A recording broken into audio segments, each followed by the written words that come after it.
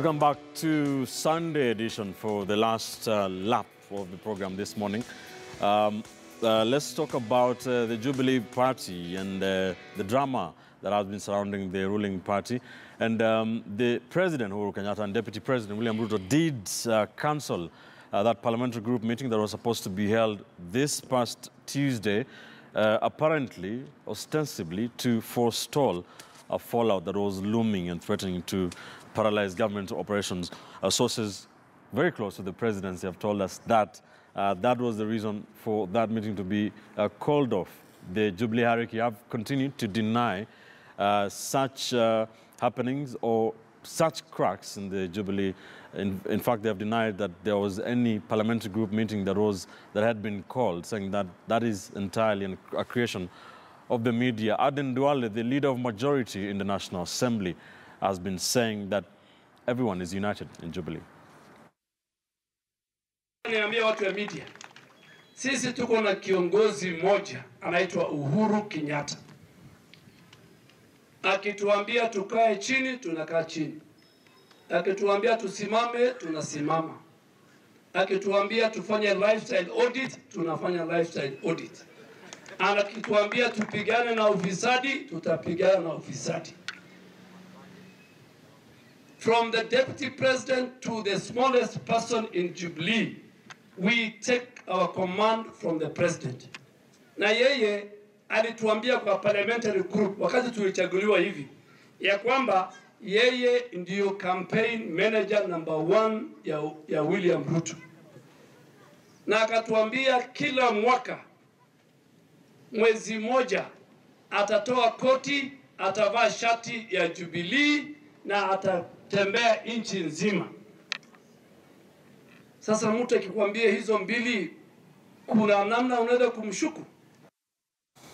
The leader of majority in the National Assembly, Duale, there, listing some of the things that have been reported to be causing the disquiet inside the ruling party, saying there's no such thing. The such sentiments have been echoed by the party's Secretary General, Raphael Tuju. I would like to assure members of the Jubilee family that there is nothing even remotely close to a crisis in the party.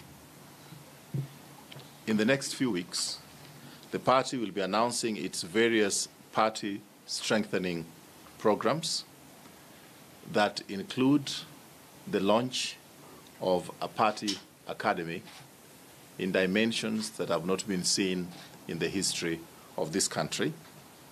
And this is after extensive international consultations that we have been doing in the last few months, and in the last 3 weeks I've been holed up in technical meetings discussing how this party academy will work. I'd like also to say that the party is focused on delivery of the Big Four agenda in order to secure the future and prosperity of all Kenyans, and especially give hope to the millions of our young people who must get meaningful jobs for their dignity. I'd like to add that in the last party PG at State House, the President offered to host the members of Parliament on a retreat program that should enable the legislators to better articulate the transformative agenda of the party and the second term of President Uhuru's presidency and any other important issues that may arise. We are in consultations on the appropriate dates for the retreat, and as soon as the date is firmed up, there will be a communication to that effect. Party Secretary General, Jubilee Party, Raphael Tuju, there, also reiterating that there's no splits inside Jubilee Party. Gentlemen, very quickly, we have only 10 minutes to discuss this. Dismas, let me start with you. So there are so many variables on the table here. There's a Big Four agenda, there's war on corruption, there's a legacy of President Uhuru Kenyatta, there's succession of the Deputy President William Ruto. There are so many people involved. There's a faction, there's a Deputy President in a circle, or what has been called, in quotes and quotes, the URP faction and TNA faction. There's former elected members of parliament from central Kenya, all very many voices. Do you believe the two leaders there saying that all is well? Well, number one, Raphael Tuju is a celebrated communications personality. So even if there was a crisis within Jubilee, he would not admit it. He would be the last man to admit. And he tried to divert the story by saying that there's a party academy coming up. So he was hoping that the media would run with that story of the party academy. So that one you cannot take to the bank. For Duale, is typical of a politician who, wherever there is a bad situation, they still want to cover it up so as to give hope to the party members. Because if Honorable Duale admits that there is a crisis, then of course we would say that the Jubilee parliamentary group is as good as dead. He wouldn't admit that. But the person whose word we are supposed to take to the bank is the Honorable David Murathe, who was interviewed on KTN, and he said the party is disappointed with a number of MPs from both central Kenya as well as Rift Valley province. Mm-hmm. And you know, in the last couple of days, David Murathe calls a spade a spade. He doesn't beat around the bush. So if you're looking for anybody to give you insights into Jubilee, look for David Murathe. And what's the president's principal fear? The president is worried that there are two competing variables. There is legacy politics and there is succession politics. Those two cannot exist at the same time. And that's the reason why he couldn't have the parliamentary group meeting. Yes. Because if you call for the parliamentary group meeting and you have these, all these legislators at State House and you're giving them instructions, what if they decide to disobey you right now? You immediately become a lame duck president. And if you go through the history of the US, there's nothing a US president fears like being a lame duck president.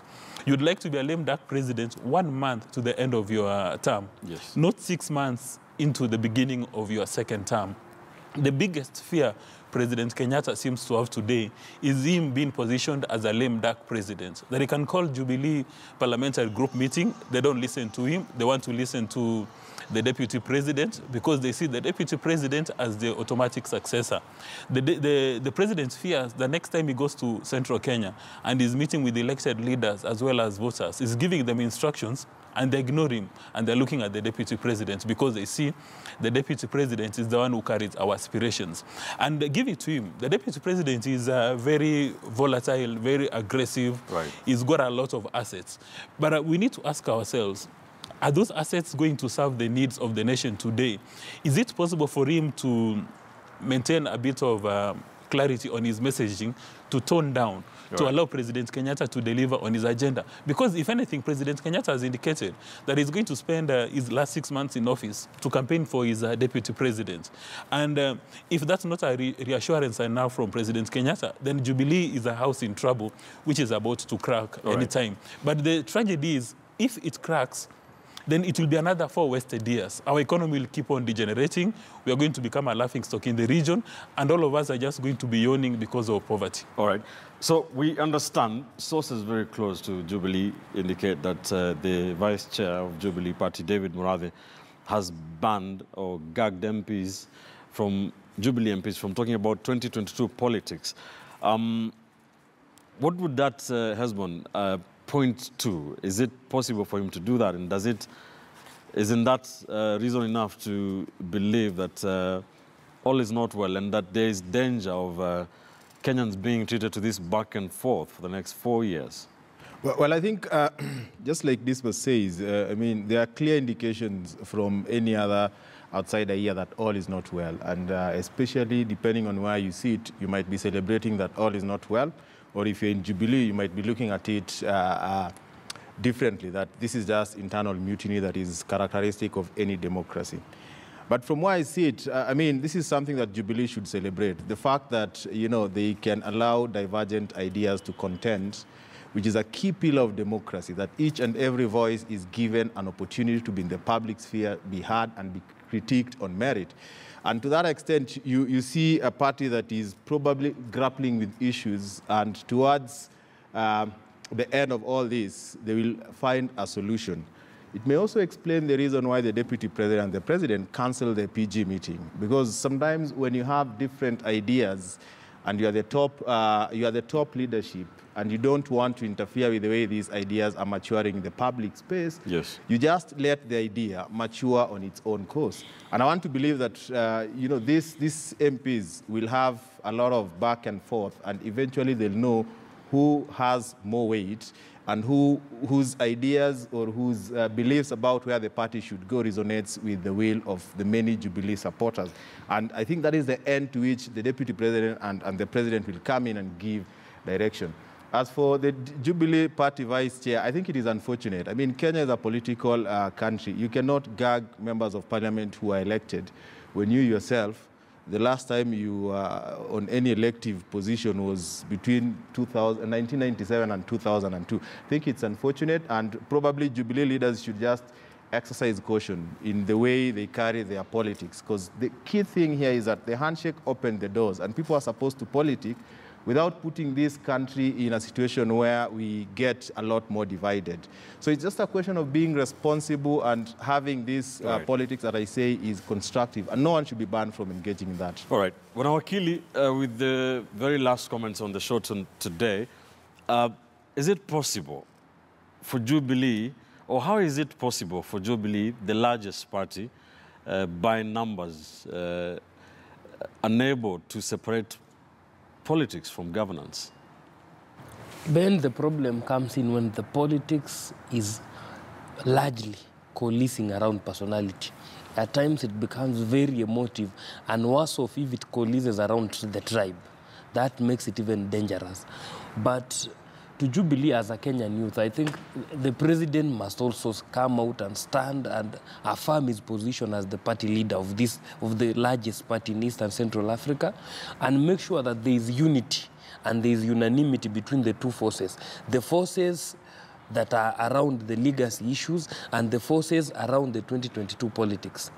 Both of these two forces should be brought together, redirected towards channeling their energies and to bring up about synergy in championing for the Agenda 4 and for the fight on corruption.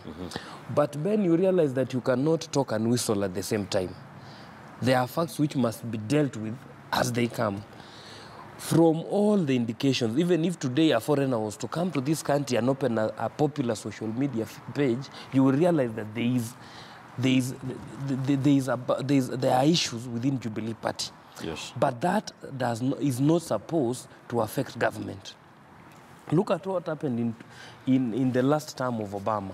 There was an issue within Democrats, yes, the Democratic Party, when Bernie Sanders lost the nomination, the primaries, to Clinton in a way that it was not, there were some other twisting tactics that had been used. But they were able to get their acts together and let Bernie Sanders rally behind Hillary Clinton. They lost, that is another discussion. But coming into the Jubilee House, there needs to be an end in this rift, because this has some effect of rendering President Uhuru Kenyatta a lame duck president within a very short period. Right. Because of this, if today an MP in Jubilee is seen to be opposing what the president is saying, the number will always rise. It will be 1 and then 2.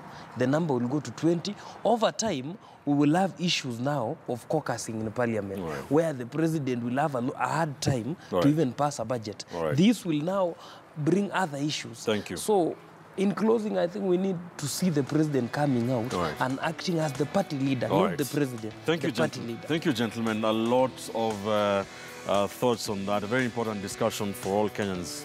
Can President Uhuru Kenyatta, just a few months into his second term, be rendered a lame duck president because of the issues and disquiet in the ruling Jubilee Party? Keep the conversation ongoing online. The hashtag on Twitter is Sunday Edition. Very quickly, some of your tweets. Mula says there should be no special treatment for big fish. Everyone or no one should be handcuffed.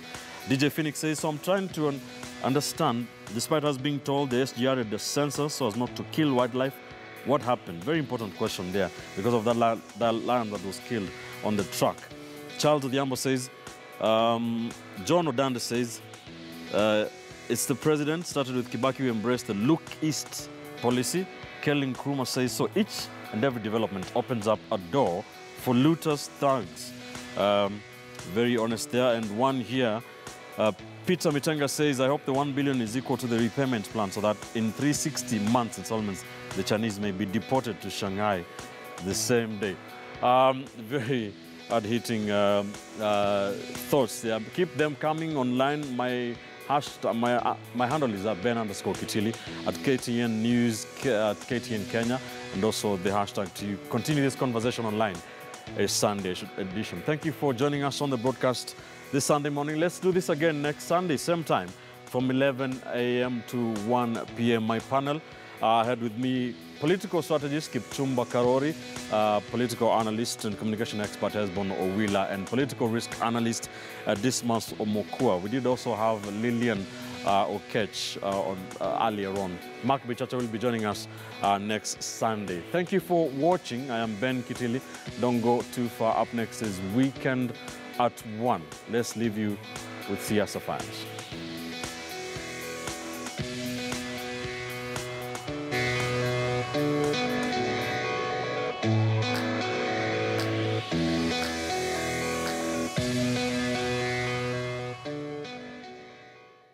Na Simba atalete uhuru, na uhuru lazima iwe na uhaki na ukweli.